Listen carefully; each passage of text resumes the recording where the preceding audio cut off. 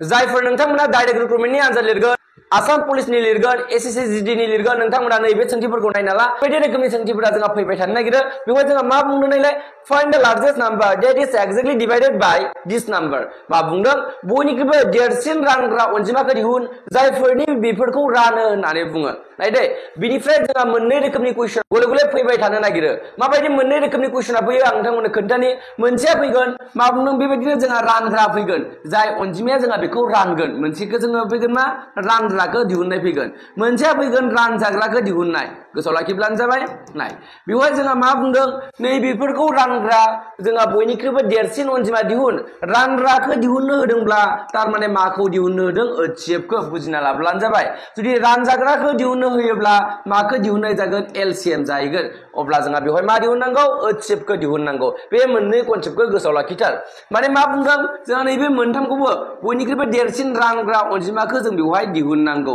बेबायदि बेवहाय बुंदों जुदि जोंहा कुइसना ओरैबायदि फैनायमोनब्ला बयनिख्रुइबो दुइसिन अनजिमा बुंगौमोन गोसोआव लाखिदे लिस्ट नाम्बार माबायदि जागोन कुइसना रानजाग्राखौ दिहुननो होनायमोनब्ला माबायदि जागौमोन व्हाट इज द list number which is divisible by this number बेबायदि जागौमोन माने बयनिख्रुइबो दुइसिन रानजाग्रा अनजिमाया मा जायनिखि जोंहा 36 जों 42 जों आरो 54 जोंबो रानजायो बेबायदि फैगौमोन कुइसना जुदि एलसीएम खौ सोंनायमोनब्ला अब्ला बेवहाय जोंहा रानग्राखौसो सोंदों बिदिब्ला जोंहा बेखौ मा खालामनांगोन जोङो एचसीएफ दिहुननांगोन एचसीएफ दिहुननो थाखाय जों मा खालामनांगोन 36 42 आरो 54 बे मोनथामखौ जोङो मा राननो हाग्रा अनजिमाखौसो जों बेवहाय फज'नांगोन बे मोनथामखौबो 6 राननो हायो खेबसेनो मोनथामखौबो राननो हानाया 6 सानजाब 6 36 6 सानजाब 7 42 6 सानजाब 9 54 तारमाने जोंहा एबार नाहरलायदो बे मोनथामखौबो रानग्रा अनजिमा दंबावो नामा गैला बे मोनथामखौबो रानग्रा अनजिमा गैला तारमाने बिनि एचसीएफखौ जों माखौनो बुंनांगोन 6 खौनो जोङो बिनि एचसीएफ होननानै बुंनांगोन ओके बुजिदों बेखौ एबार नाय बे क्वेश्चनखौ आं ओरैबायदि बुंना लानोसै फाइन्ड द स्मलेस्ट नाम्बार आं गुबुन बानायना लानि बेखौ आं नोंथांमोननो खोन्थानानै खानि फाइन्ड द smallest number which is exactly divisible by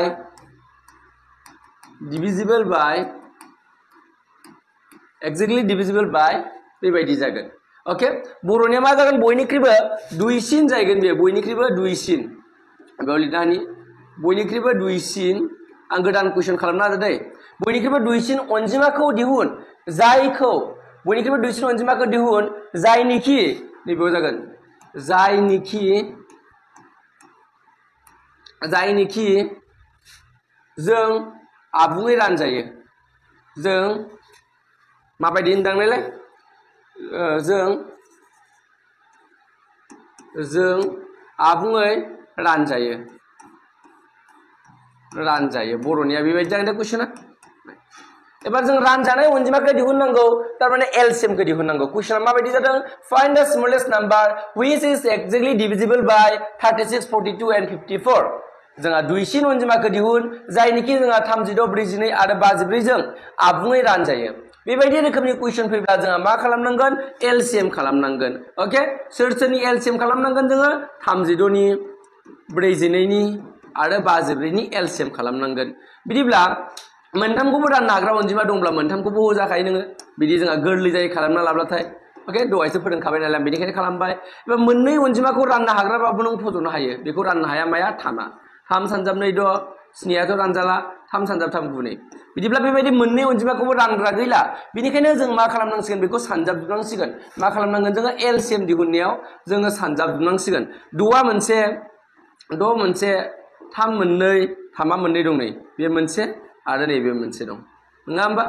बिनिफ्राय 2 मोनसे 7 मोनसे दं 2 मोनसे आरो 7 मोनसे दं सानजाब जुदो एबारो जोङो 9 सानजाब 6 बेसेबां जागोन बे 54 जागोन बे 9 नङा होमबा 3 स्क्वायर माने 9 सानजाब 6 54 2 सानजाब 7 14 अब्ला जों बिसोर मोननैखौ सानजाबदो बेनो जोंहा मा जाहैगोन एन्सार जाहैगोन सानजाबना मोननायानो 54 जों 14 जों सानजाबना मोननायानो एन्सार जाहैसिगोन बुजिदों बिदिब्ला माबायदि रोखोमनि कुइसन फैनो हागौ नोंथांमोननो खोन्थाखाबाय आं जोबोर इम्पोर्टेन्ट ओके दानिया फैदो नैथि सोंथियाव दङ जोंहा the product of two relative prime number is नायदे बेनिफ्राय कुइसन फैबाय थायो आं दाख्लैसो सोंदोंमोन रिलेटिभलि प्राइम एबा को प्राइम माने मा गोबां फरायसाफोरानो गोरोन्थि होबाय थायो गोबां फरायसाफ्रानो गोरोन्थि फिननाय हरदों आरो खायसे खायसेफोरा मा जादों आंनि बुंनायखौसो गोरोन्थि होनना बुंहरबावदों गोसोआव लाखि कनसेप्टखौथ' गोसोआव लाखिग्रोनांगोन नङा होमबा को प्राइम एबा रिलेटिभलि प्राइम माने माखौ बुङो को प्राइम एबा रिलेटिभलि प्राइम होननानै बुङोब्ला बर'आव बुङो लोगो रोदा नाय बेबायदि जुदि सोङोब्ला जरा जाखायो अनजिमाया मा जाखायो जरा जाखायो जुदि मोननै अनजिमा जरानि ओच एबा 1 जाब्लानो बेखौ जोङो मा बुङो को प्राइम होनना बुङो बे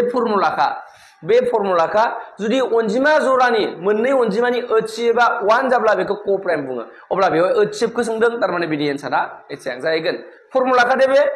जुदि को प्राइम जायोब्ला मा जायो नालाय को प्राइम जुदि जायोब्ला ओच एबा 1 जागोन एलसीएम मा जागोन अनजिमा मोननैनि सानजाब गासै प्रडाक्ट माने सानजाबलायनाय दे प्रडाक्ट अफ टू नम्बर मोननै अनजिमानि सानजाब गासैखौ जोङो मा बुंगोन एलसीएम बुंगोन ओके जेरै 7 आरो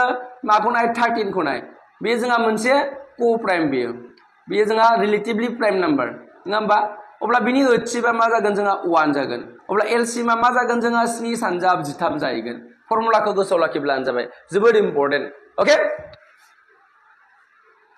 दाना फैदो थामथि सोंथियाव जोबोद इम्पोर्टेन्ट बेबायदि कुइसनाबो फैबाय थानो नागिरदों जोंहा बेवहाय माबे अनजिमानि ओचसिब आरो एलसीएम होनाय दङ आरो गुबुन मोनसे अनजिमाबो होनाय दङ गुबुन मोनसे अनजिमाखौ दिहुन होनना बुंदों जुदि बेबायदि रोखोमनि कुइसन फैयोब्ला गुबुन मोनसे अनजिमाखौ दिहुन अनजिमा मोनसेया होनाय दङ माने गिभेन नाम्बारा बेवहाय जागोन ओके आरोबाव ओचसिब सानजाब एलसीएम बेवहाय जागोन बे फर्मुलानिफ्राय कुइसन फैनो हाथारगौ दै मालाबा ओचसिबखौ दिहुननाय फैगोन मालाबा एलसीएमखौ दिहुननाय फैगोन ओके मालाबा जोंहा अनजिमाखौ दिहुननाय फैगोन फर्मुला बेबायदि जागोन अब्ला होनाय अनजिमाया बेसेबां 297 नङा होमबा आरो एलसीएम बेसेबां 2079 आरो ओचसिबा बेसेबां जोंहा 27 बिदिब्ला नों दानहर जागोन नै बेखौ नाहर 27 जों बेसेबां बार थांगोन बियो 27 1 जा 27 again 27 1 जा 27 11 जाहैगोन बियो बे 11 जों बेखौ रानदो नोङो रानोब्ला मा मोनगोन नोङो 11 सानजाबसे 11 97 जाहैगोन 97 जायोब्ला 8 बार थांगोन बियो 8 बार थांब्लाथाय आरोबाव 9 बार फैगोन बियो ओके रानोब्ला नोङो 189 मोनहैगोन राननानै नोङो बेखौ माजों 11 जों रानहरनांगोन नोङो सोरखौ गोजौनिखौ रानोब्ला बिदिब्ला बिनि फिननाया मा जागोन 189 जागोन ओके नोंथांमोननो मोनसे होमवर्क हरनि नोंथांमोना खालाम नैबेखौ आं नोंथांमोननो खालामफिनबाय सोंथिखौ नोंथांमोना खालामनानै कमेन्टआव हर बयबो साफ्रोमबो कमेन्टआव हर बिनि फिननाया मा जागोन आरो नोंथांमोना जुदि चैप्टार वाइज जुदि फारि टिउसन लानो सानदोंब्ला अनलाइन टिउसनाव बाहागो लानो सानदोंब्ला मैथ्स रिजनिंआ दैलि लाइव क्लास जागोन दैलि जीके पीडीएफ मोनगोन नोंथांमोना जायफोर गोसो गुदुं जोंनो WhatsApp खालामब्लानो जाबाय नोंथांमोना जुदि एसएससि जीडीनि थाखाय थियारि जादों सानदोंब्ला नोंथांमोना दिनैनिफ्रायनो जइन जानानै थियारि जालां एसे गोलाव समनिफ्रायनो थियारि जानांगौ अब्लासो जोङो फोजोबनो हायो बुजियिखौ बुजिनो हायो गोराखौ गोरलै मोनहैयो बेबायदि जाहैयो नों जुदि फरिखा खाथियावसो थाम थुम टिउसन लानो सानदोंब्ला बिदिया जोंहा खामानियाव उदायहैया बेनिखायनो आं खावलायदों जायफोरा बेफोरनि थाखाय क्लास लानो रेलवे नि थाखाय क्लास लानो आसाम पुलिसनि थाखाय क्लास लानो फरेस्ट आनजादनि थाखाय क्लास लानो जोंनो WhatsApp खालामब्लानो जाबाय चैप्टार वाइज नोंथांमोना दैलि हरनि 8टायाव क्लास मोनगोन लाइव क्लासफोरा रेकर्डिं जालांखायो गोसो बायदि समाव नायनो हायो आरबी स्टाडी सेन्टार एप्सआव जायो जोंना क्लासआ जोङो बिनि थाखाय फिस लानाय जायो फिसखौ नोंथांमोना जोंनि बे Google Pay PhonePe Paytm नाम्बारावनो नोंथांमोना पेमेन्ट खालामनांगौ बिनि उनाव जों नोंथांमोना क्लासआव हाबनो हागोन बा जों एप्सआव सोनानै होयो ओटीपी मोनसे हरना आरो जायफोर अनलाइन टिउसन लाया नोंथांमोना डाइरेक्ट रिक्रुटमेन्ट आनजादा साननै सानथामल'सै जुदि नोंथांमोननो जीके नि पीडीएफ नांगौब्ला पुराना जीके पीडीएफ फोरखौ नांजोबगौब्ला आं सिगां स्टुडेन्टफोरनो हरनाय जीके पीडीएफ खौ नांगौब्ला नोंथांमोना जोंनो WhatsApp खालाम जों बिनि थाखाय 100 रांल' लानाय जायो जीके पीडीएफ नि थाखाय नोंथांमोना बेवहाय 1000 सोनि बारा कुइसन बर' आरो इंराजिनि ट्रान्सलेट खालामनाय नोंथांमोना मोननो हागोन जायफोरा 100 रां होनानै जीके पीडीएफ नांगौ जोंनो WhatsApp खालामब्लानो जाबाय पेमेन्टखौ जों बेवहाय लानाय जायो आरो जायफोरा chapter wise SSC GD army police बा अग्निवीर फरेस्ट आनजाद रेलवे बेफोरनि थाखाय जुदि चैप्टार वाइज क्लास लानो सानदोंब्ला मैथ्स रिजनिंनि अब्ला नोंथांमोना जोंखौ WhatsApp खालाम लाइव क्लासफोरा रेकर्डिं जालांखायो गोसो बायदि समाव नाय आरो डाउनलोड खालामबो नायनो हानाय सुबिदा दङ थेंक इउ बिदिब्ला साफ्रोमसिमबो